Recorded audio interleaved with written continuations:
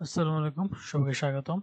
তো আজকে আমরা একটা গুরুত্বপূর্ণ তিনটা ফাংশনে কাজ করব, কাউন্টার, কাউন্টার এ এবং কাউন্টার ব্ল্যাঙ্ক। তো আমরা দেখা যায় যে অনেক কোম্পানিতে কাজ করার সময়, অর্ডার নেওয়ার সময় বা কোনো অর্ডার মিসিং থাকে বা কোনো অর্ডার মিস হয়ে যায় বা কোনো অর্ডার বাদ পড়ে যায়।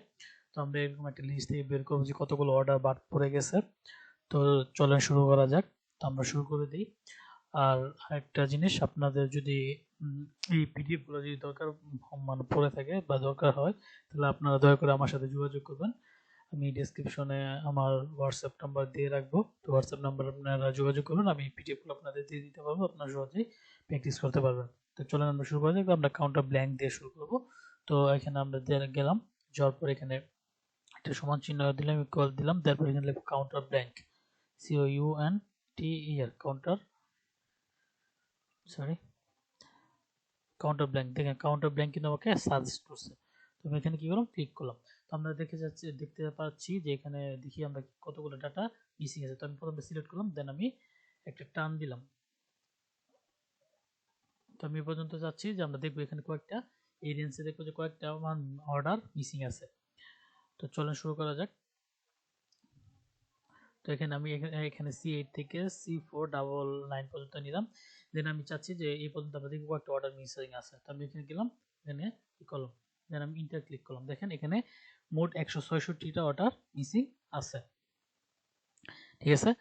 তো এই হলো আমাদের কাউন্টার ব্ল্যাঙ্ক। তো কাউন্টার ব্ল্যাঙ্কের মাধ্যমে আমরা কতগুলো সেল মিসিং বা কতগুলো কাউন্টার মিসিং আছে এটা আপনারা সহজে বের করতে পারবেন। দেন আমরা এখানে চলে যাব কোথায়, আমরা কাউন্টারে চলে যাব। তো আমরা চাচ্ছি যে এখানে কাউন্টার করব, কয়েকটা সেল আছে। তাহলে এখানে আমি সেম একই ওয়েতে দিলাম, তারপর লিখব কাউন্টার, কাউন্টার দিলাম। ঠিক আছে। দেওয়ার পর আমি চাচ্ছি যে এখান থেকে শুরু করে আমি এই পর্যন্ত নিব।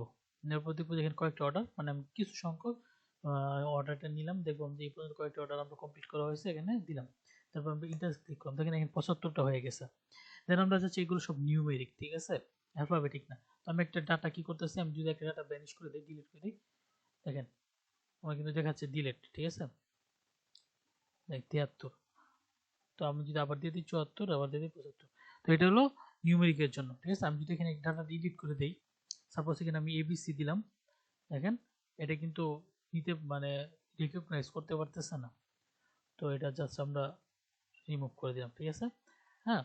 তো এখন আমরা কাউন্টারে মানে কি, কাউন্টারে যদি আমরা দিই, দেখি OUN, কাউন্টারে দিলাম। ঠিক আছে। কাউন্টারে দেওয়ার পর আমরা এখান থেকে পর্যন্ত কি করলাম, সিলেক্ট করলাম। ঠিক আছে। দেন সিলেক্ট করার পর এখানে আমরা কি করব, শিফট চেপে এটা কি করে দেব, ক্লোজ করে দিব। আমরা এটা ক্লোজ করে দিলাম। দেন ইন্টার প্রেস করলাম, দেখেন এখানে আমরা 34টা সিলেক্ট করছি। দেন আমি যদি এখান থেকে আমি যদি একটা চেঞ্জ করে দিই বা এখানে যদি ডিলিট করে দিই, ডিলিট হয়ে গেল। ঠিক আছে। 38টা, সরি 38টা বলছো।